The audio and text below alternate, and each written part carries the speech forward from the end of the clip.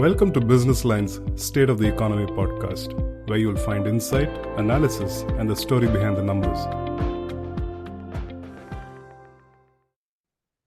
Namaskar. Progress report of first 6 months of economy is out. There are some mixed signal. While we are seeing slow growth in GST, the fiscal deficit number is showing a good performance, especially if you compare with the last fiscal. Another issue is about the monsoon, and we are seeing excess monsoon in some of the states which are going to impact overall agriculture product. So how we can see the overall economy and what will be the next high frequency economic indicator, which is the inflation, retail inflation based on consumer price index is going to behave. To talk about all those things, we have with us Professor Anil Kumar Sood. Professor Sood, welcome to the latest episode of State of Economy. Thank you, Shishir. It's always pleasure talking to you. Thank you. Yeah. My first question is about GST number. We saw the number 1.73 lakh crore. If we compare on a Y-on-Y basis, it's a 6.5% higher. But the growth rate is slowest in last 3 years. And also, if we talk about the net number, which is also showing a very disappointing growth rate, which is around 4%. What do you have to say on this? It's not a surprise to me, Shishir, because GST was expected to slow down. Because one of the factors where GST collections were supposed to, reason why GST collections I expected at least to slow down was moderation of growth in one of the biggest sectors, which is automobile sector, where GST rates are high. And therefore, if the automobile sector is slowing down, we will expect the GST collections also to slow down. And the second impact will also come from the fact that government's infrastructure spending has actually declined in absolute numbers in the first 5 months of this year, this fiscal year, right? And so therefore, once we have some of the more important areas where GST rates are high, you will expect the collections to slow down. And while we, at least I was also one of those people who thought that 23-24 was a normal year, because we had already recovered in 22-23 from COVID-related impact. Looking back, 23-24 doesn't seem like a normal year because a lot of these numbers were exceptionally high, like automobile growth was very high. Then you look at even index, IIP index in certain areas were extremely high. So given that it was again, in some sense, a recovery year, you will expect moderation to take place in the current year. So to me, I think it's on expected line, though slightly slower than what I had expected. I would expect it to be in line with GDP growth, which is expected GDP growth of nominal GDP growth, which is about 10%. So 6.5 is exceptionally low, but it's not a surprise given that some of the sectors I mentioned, infrastructure spending is lower and automobiles sector has slowed down substantially. One thing which is important here, that tax buoyancy in GST is now below 1. Is this a matter of concern? I will probably wait for next 6 months. If for this year it turns out to be lower than 1, then we will have to be worried. We have to be seriously worried if next 3 months also turn out to be where GST grows at a lower rates than the nominal GDP. Okay. But one thing is also there that the base was very high during the last fiscal 23-24, and that is also impacting the overall growth, because on a scale of 1.6, 1.7, if you expect 10% or 11%, which is certainly very, very challenging one. Correct.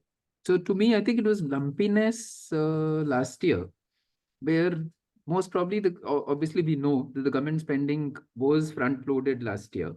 And this year it hasn't been front-loaded. So that will naturally impact the GST collection. So therefore, I'm willing to wait for another 2-3 months to see if it is a base effect or there is a serious slowdown in production. Okay. Now coming to the another high frequency economic indicator, that is the PMI manufacturing. Yeah, And this is the third successive one month when we saw the number is coming down. Of course, it is more than 50, which means that it is in the expansion mode. right. But the current reading is the 8 months low. How do you see that? I think it is linked again to a very similar conditions, which is, for example, if you look at, let me just pull up, if I can pull up some information on IIP. For example, capital goods IIP last year and this year is almost in line. We were growing at about 5%. Primary goods were at also 5%. But infrastructure and construction goods growth has declined. It's almost to half. It was 13% in first 4 months of the year, and now it's about 6.7%. Consumer durable is substantially high, but that's on a negative base last year. And non-durables are also, it's again a reversal, which is to me was a surprise because consumer non-durables last year grew at 7%. This year they declined by 1.5%. So moderation once more in this year's this 5 months PMI may have to do something to do with what we achieved much earlier, and therefore production is slowing down to that extent. I won't hesitate to say that we are slowing down production, which is reflecting in GST. But is it because of base effects, or is it because of slowdown in consumption? As I said, it maybe we should probably wait to reach a conclusion on that. Okay.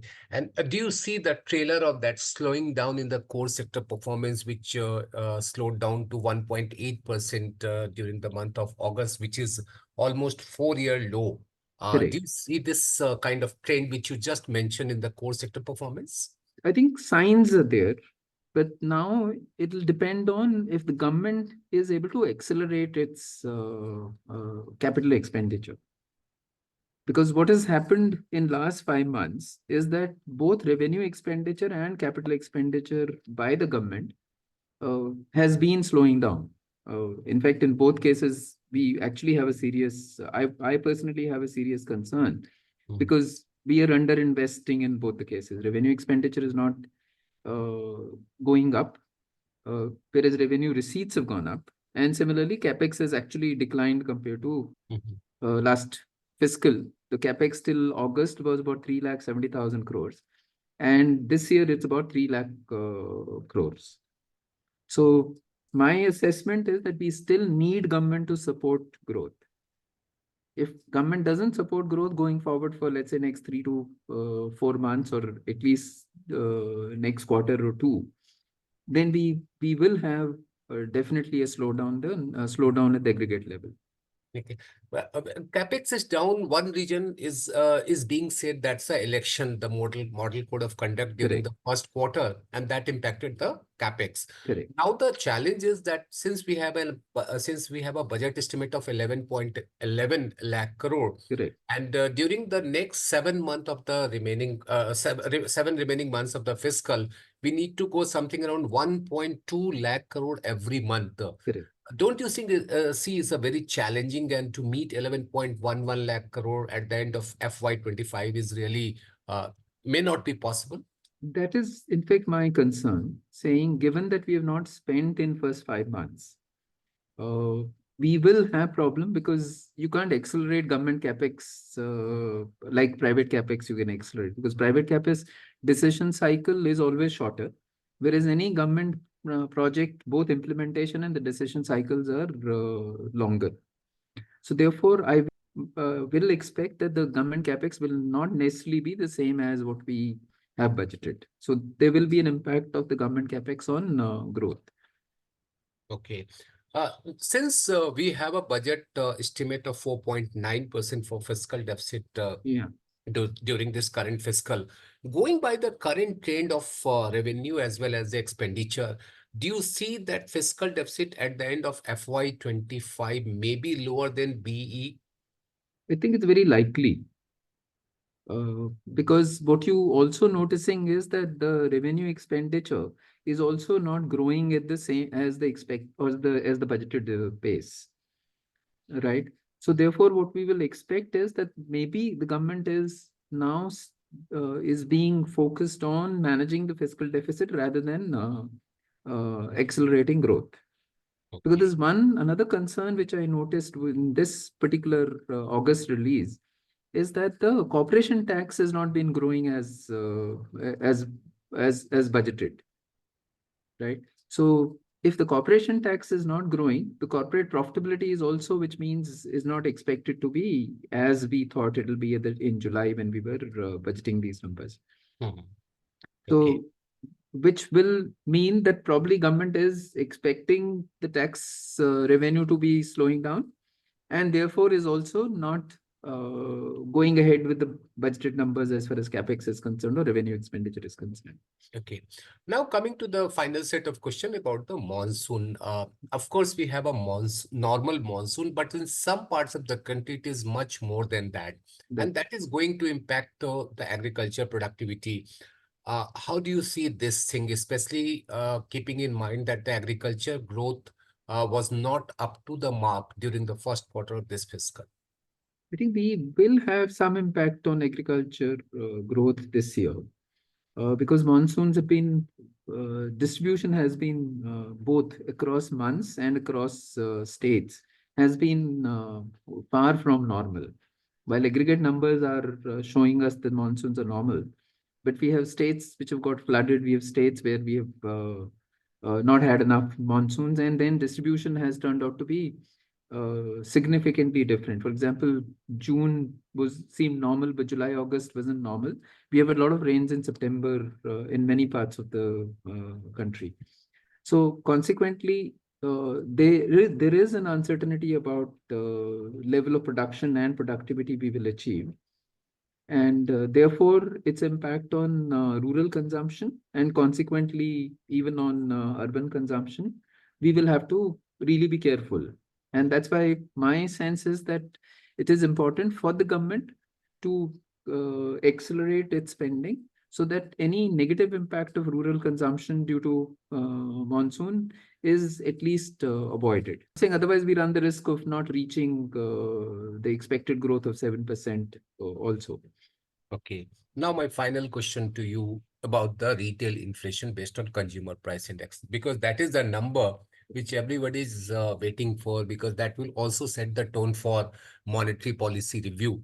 Yes. Of course, the monetary policy is going to meet before the official release of CPI number.